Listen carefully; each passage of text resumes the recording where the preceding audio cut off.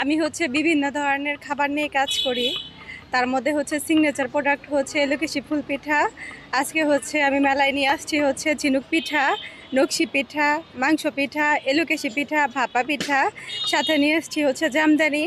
আমি হচ্ছে চাচ্ছি যে হচ্ছে মানে আমাদের প্রত্যেক সপ্তাহে একটা করে মেলা হোক, প্রত্যেক সপ্তাহে না হলেও অন্তত মাসে এক মানে শুক্র শনিবারটা হোক।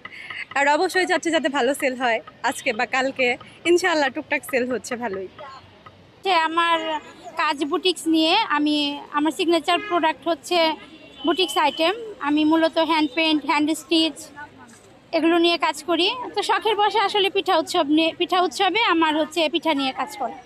তো আমার মনে হয় যে আমাদের এই মেলাটা এখানে না হয়ে উদ্যানে হলে পরে আমাদের জন্য ভালো হতো। আমি আসলে মূলত যেসব পিঠা নিয়ে কাজ করছি সেগুলো হচ্ছে একান্তই হচ্ছে শীতের পিঠা বলি।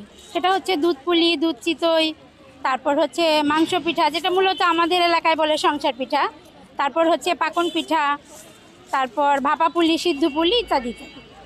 তো এখানে আজকে যেহেতু আমাদের পিঠা উৎসব আর হচ্ছে তারুণ্য উৎসব, এখানে আমি আমার হস্তশিল্পের পাশাপাশি কিছু পিঠার আয়োজন করেছি।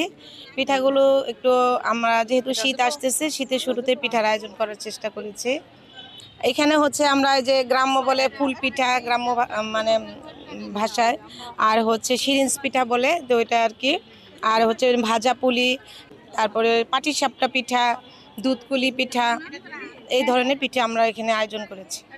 আমি মূলত কাজ করছি এই চটের পাপোশ নিয়ে, চটের তৈরি সমস্ত কাজ নিয়ে।